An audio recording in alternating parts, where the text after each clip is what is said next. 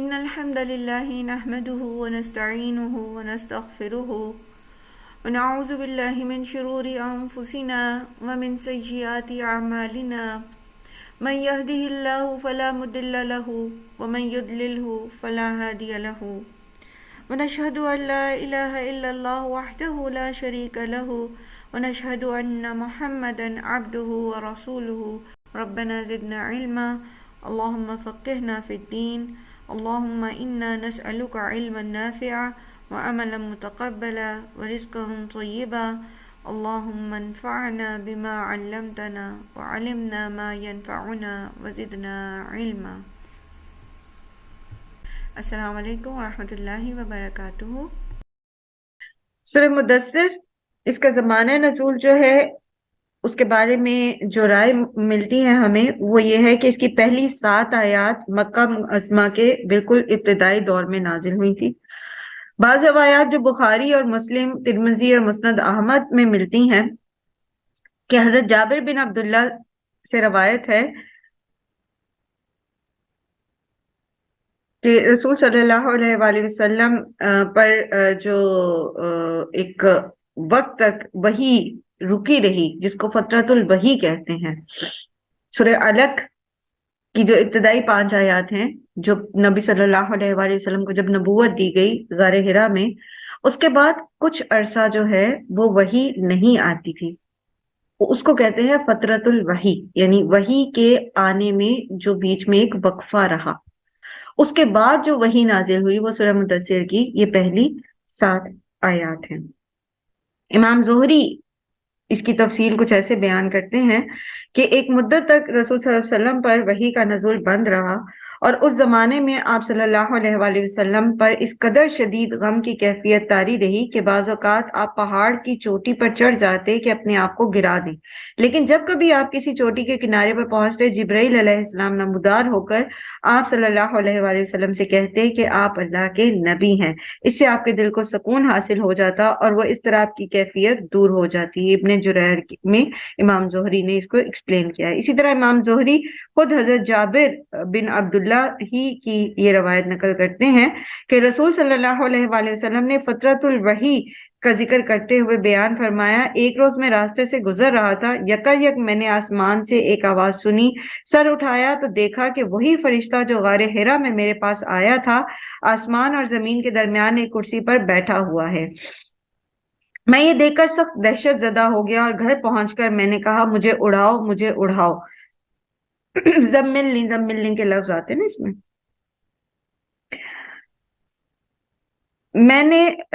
میں یہ دیکھ کر چنانچہ گھر والوں نے مجھ پر کمبل اڑا دیا. اس وقت اللہ نے یہ وحی نازل کی، یا ایھا المدثر. پھر لگاتار مجھ پر وحی کا نزول شروع ہو گیا. یہ بخاری، مسلم، مسند احمد اور ابن جریر کی روایت ہے. اور اس سورت کی باقی آیات جو آیت نمبر 8 سے آخر تک ہیں، اس کا نزول اس وقت ہوا جب اسلام کی اعلانیہ تبلیغ شروع ہو جانے کے بعد مکہ میں پہلی مرتبہ حج کا موقع آیا تھا، اور اس کا مفصل واقعہ جو ہے وہ آپ کو سیرت کی کتابوں میں مل جائے گا. اور انشاءاللہ العزیز پھر جب آیات یہ آئیں گی تو ہم بھی اس کو ذکر کریں گے انشاءاللہ. سورہ مدثر مکی صورت ہے. بسم اللہ الرحمن الرحیم. یا ایھا المدثر، اے اور لپیٹ کر لیٹنے والے، قم اٹھیے، فانذر اور خبردار کیجیے.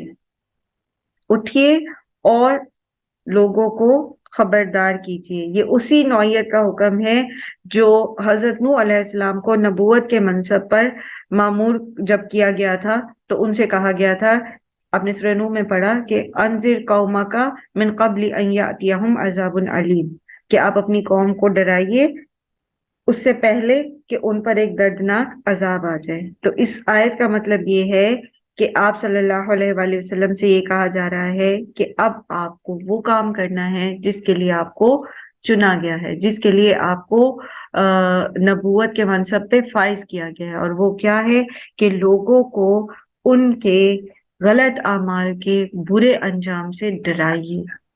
لوگوں کو بتائیے کہ سیدھا رستہ کیا ہے، لوگوں کو ان کے رب کا تعارف کرائیے، وہ لوگ جو اللہ کو مانتے ہیں یا نہیں مانتے ان کو بتائیے کہ اللہ ہی واحد لا شریک معبود ہے اور اسی کی عبادت کرنی ہے اور اس کے ساتھ کسی کو شریک نہیں ٹھہرانا، اور اگر تم اللہ کے رسول کی بات نہیں مانتے تو پھر تمہارا انجام جب تمہیں دوبارہ زندہ کیا جائے گا تو وہ نیٹ کا شاید کوئی مسئلہ تھا تو میٹنگ ہماری ڈراپ ہو گئی تھی۔ تو ہم بات کر رہے تھے کہ نبی صلی اللہ علیہ وآلہ وسلم کو اللہ سبحانہ وتعالیٰ نے حکم دیا کہ آپ لوگوں کو صحیح تعلیم دیجیے، ان کو بتائیے کہ صحیح راستہ کیا ہے اور اس راستے پر کس طرح سے عمل کرنا ہے اور کس طرح سے آپ اپنے برے انجام سے بچ سکتے ہیں۔ اس یہ ہے قم فانذر، اور قم جو ہے کھڑے ہونے کو کہتے ہیں، قیام کرنے کو، اور کھڑا انسان کون سا انسان کھڑا ہو سکتا ہے؟ جو اپنے اندر جو بالکل سیدھا اسٹیڈ فاسٹ ہو، جو اس کے اندر انرجی ہو، وہی کھڑا ہو سکتا ہے نا۔ تو اس میں پھر ایک بات اور ہمیں سمجھ آتی ہے کہ جب آپ لوگوں کو آخرت کے بارے میں بتاتے ہیں، تعلیم دیتے ہیں، ان کو برے انجام سے ڈراتے ہیں، تو اس میں پھر آپ کے اندر اتنی کیپیبلٹی ہونی چاہیے، آپ کے اندر آپ کے پاس اتنا علم ہونا چاہیے، آپ کے پاس آپ کو آپ خود اپنے عقیدے میں اسٹرانگ ہونا چاہیے آپ کو، تاکہ آپ صحیح علم دوسروں کو بتا سکیں۔ ٹھیک ہے، سیدھا کھڑا ہونے والا شخص وہی ہوگا جس کے اندر اتنی قوت ہوتی ہے جو کھڑا ہو سکے، جو سٹینڈ لے سکے، وہی کھڑا ہو سکتا ہے نا۔ جو بیمار ہوگا، جس کے اندر قوت نہیں ہوگی، وہ کھڑا تو نہیں ہو سکے گا۔ کھڑے ہو جائیے، اٹھیے، ریڈی ہو جائیے اور لوگوں کو ان کے برے انجام سے ڈرائیے۔ تو یہ اس ریڈی ہونے میں پھر یہ کہ ہمیں اپنے علم کو بڑھانے کی ضرورت ہے، ہمیں اپنی علمی قوت کو بڑھانے کی ضرورت ہے، پھر اور اپنے آپ کو انرجیٹک پازیٹیو انرجی والا بنانے کی ضرورت ہے، تاکہ ہم لوگوں کو صحیح بات ڈلیور کر سکیں، صحیح بات بتا سکیں۔ وَرَبَّكَ فَكَبِّرْ، اور اپنے رب کی بڑائی بیان کیجئے، اپنے رب کی بڑائی کا اعلان کیجئے۔ تو یہ ایک نبی کا اولین کام ہے جس کے لیے انہیں دنیا میں بھیجا جاتا ہے، اور وہ یہ سب سے پہلا کام کہ جاہل انسان جو اپنے آپ کو بڑا سمجھتا ہے اور وہ اللہ کی نافرمانی کرنے سے بھی ڈرتا نہیں ہے، اور بعض اوقات اپنے تکبر میں وہ خود ہی خدا بن کے بیٹھ جاتا ہے، تو اس کو صاف صاف بتایا جائے کہ اللہ کی بڑائی کے علاوہ اور کسی کی بڑائی نہیں ہے۔ اور اللہ اکبر کی جو اسلام میں کلمہ ہے، اللہ اکبر کہنا، جس کو تکبیر آپ کہتے ہیں، تو یہ بیسکلی اللہ کی بڑائی بیان کرنے کا مطلب یہی ہوتا ہے کہ ہم ہر معاملے میں اللہ کو بڑا مانیں۔ ٹھیک ہے، تو لوگوں کو بتانا، خود بھی اس چیز کو ریئلائز کرنا کہ اللہ سبحانہ و تعالی، اللہ اکبر، اللہ سب سے بڑا ہے، اس کا مطلب یہ ہے کہ ہر فیصلہ اللہ ہی کا مانا جائے گا، ہر بات میں اللہ ہی کی فرما برداری کی جائے گی۔ تو لوگوں کو یہ بتا دینا کہ آپ اللہ کی بڑائی کو مانیں، اگر آپ اللہ کی بڑائی نہیں مانتے، اللہ کی فرما برداری نہیں کرتے، تو پھر آپ کس برے انجام سے دوچار ہو سکتے ہیں۔ وَثِيَابَكَ فَطَهِّرْ، اور اپنے کپڑے پاک رکھیے، وَالرُّجْزَ فَاهْجُرْ، اور گندگی کو پس چھوڑ دیجیے۔ وَثِيَابَكَ فَطَهِّرْ، اپنے کپڑوں کو پاک صاف رکھنے کا مطلب کیا ہے؟ اصل میں یہ بہت جامع الفاظ ہیں اور اس کے مفہوم میں بہت زیادہ وسعت ہے۔ اس کا ایک مطلب تو یہ ہے کہ آپ اپنے لباس کو ظاہری نجاست سے پاک رکھیے، کیونکہ جسم اور لباس کی پاکیزگی جو ہے وہ الٹیمیٹلی روح کی پاکیزگی کی طرف لے کر جاتی ہے۔ एक पाकीज़ा रूह जो है वो गंदे जिस्म और नापाक जिस्म में नहीं रह सकती। और नबी सल्लल्लाहु अलैहि वसल्लम जिस माशरे में इस्लाम की दावत लेकर उठे थे, वो सिर्फ अकायद और इखलाक की खराबियों का शिकार ही नहीं थे, बल्कि तहारत और नजाफत जैसे जो इब्तदाई तसव्वुरात हैं उससे भी खाली थे। तो आप सल्लल्लाहु अलैहि वसल्लम का काम इन लोगों को हर लिहाज से पाकीज़गी का सबक सिखाना था। इसीलिए आपको ये हदायत की गई कि आप अपनी ज़ाहरी जिंदगी में भी तहारत का एक आला मेयार जो है वो कायम करें। और इसी हदायत की रूह से फिर देखें कि आप सल्लल्लाहु अलैहि वसल्लम ने नौए इंसानी को जो जिस्म और लिबास की तहारत है उसकी मुफस्सल तालीम दी। किस तरह आप बुखारी शरीफ में आप किताबुल तहारा पढ़ रहे हैं, किताबुल वुजू पढ़ रहे हैं, तो किस तरह से तहारत के मसाइल जो हैं आप सल्लल्लाहु अलैहि वसल्लम ने इंडिविजुअली एक एक चीज जो है वो सिखाई है। और उस ये ज़माने जहालियत में तो दूर की बात, आज के दौर में भी इस तरह मुफस्सल तरीके से तहारत के मसाइल जो हैं, तरीके जो हैं तहारत और नजाफत के, ये किसी भी बहुत कल्चर्ड जो तहजीबें हैं आज के दौर की, वहां पर भी आपको ये नहीं मिलेगा।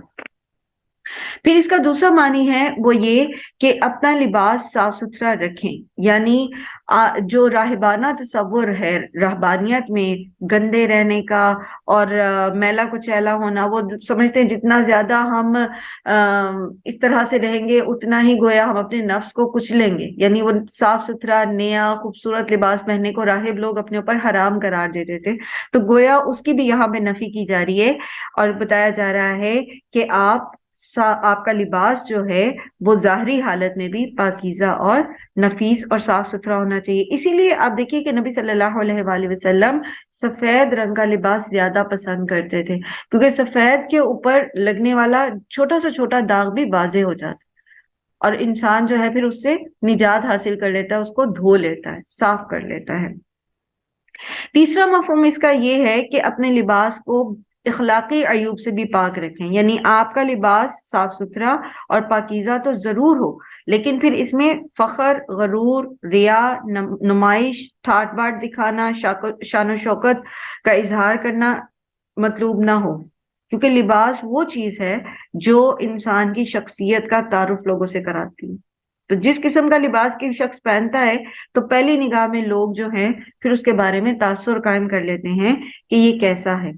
तो अल्लाह ताला की तरफ बुलाने वाले जो लोग होते हैं उनका मिजाज जो है वो फितरतन ऐसा होता है कि वो सादा और पाक साफ लिबास पसंद करते हैं। फिर इसका चौथा मफहूम ये है कि अपना दामन पाक रखें। यानी अगर हम सयाब यानी सौब का मतलब जो है वो दूसरे मानों में लेते हैं, इस तरह ही मानों में लेते हैं, तो इसका मतलब ये होगा कि फिर आप अपने दामन को पाक रखें। उर्दू जुबान की तरह अरबी में भी पाक दामनी के हम मानी अल्फाज जो हैं वो इखलाकी बुराइयों से पाक होने के लिए इस्तेमाल होते हैं। और इब्ने अब्बास और इब्राहिम नखई और शाबी, अता, मुजाहिद, कतादा, सईद बिन जुबैर, हसन बसरी और इसी तरह दूसरे अकाबिर मुफस्सिरीन ने इस आयत का यही मतलब लिया है कि अपने इखलाक को पाकीज़ा रखें और हर किस्म की बुराइयों से बचें। और अरबी मुहावरे में भी कहते हैं कि फलानुन ताहिरु सयाबु व फलानुन ताहिरु ज़ैलु, फलान शख्स के कपड़े पाक हैं और उसका दामन पाक है। ठीक है, तो इससे मुराद ये होती है कि इंसान के इखलाक जो हैं वो अच्छे रहें। और इसी के बरअक्स जो अरबी में कहा जाता है कि फुलानुन दनसित्तयाब, उस शख्स के कपड़े गंदे हैं। यानी इसका मतलब ये होता है कि वो शख्स जो है वो बदमामला है। तो वसियाबा का फताहिर का मतलब क्या हुआ फिर कि ज़ाहरी और बातनी दोनों तरीके से तहारत हासिल कीजिए, पाक साफ रहिए, पाकीज़गी इख्तियार कीजिए। फर्रुज्जा फहजुर, और गंदगी को बस छोड़ दीजिए। तो गंदगी से मुराद हर किस्म की गंदगी है, ख्वाह वो अकायद की हो, ख्यालात की हो, इखलाक और अमाल की हो, जिस्म और लिबास की हो, रहन सहन की हो। मतलब ये है कि आपके गिरदो पेश सारे माशरे में तरह तरह की जो गंदगियां फैली हुई हैं उन सब से आपने अपना दामन बचा के रखना है। कोई भी शख्स जो है वो आप पर ये हर्फ ना रख सके कि जिन बुराइयों से आप लोगों को रोक रहे हैं आपकी अपनी जिंदगी में वो मौजूद हैं। तो एक मुबल्लिग को सबसे पहले अपने ऊपर काम करने की जरूरत होती है कि वो अपने आप को ظاہری طور پر اور باطنی طور پر ان اخلاق سے سوارے، ان سے مزین کرے جو اللہ سبحانہ و تعالیٰ نے اس کے لیے پسند کیے ہیں۔ اور کم و بیش چھوٹے سے لیول پر تھوڑے سے حد پہ ہم بھی یہی کام کر رہے ہیں کہ ہم اللہ کے دین کا پیغام خود بھی سیکھ رہے ہیں اور دوسروں تک بھی پہنچا رہے ہیں، تو پھر بدرجہ اولا ہمیں اپنے اوپر اس چیز پر توجہ دینے کی ضرورت ہے کہ ہم اپنے اخلاق کو اور اپنے ظاہر اور باطن کو اللہ کی ہدایت کے مطابق پاک صاف کرے۔ انشاءاللہ العزیز کل پھر ان آیات کو بھی مختصراً دیکھیں گے اور آگے بھی سورہ مدثر کو جاری رکھیں گے۔ وآخر دعوانا ان الحمدللہ رب العالمین، سبحانک اللہم و بحمدک، نشہد ان لا الہ الا انت، نستغفرک و نتوب الیک۔ السلام علیکم ورحمۃ اللہ وبرکاتہ۔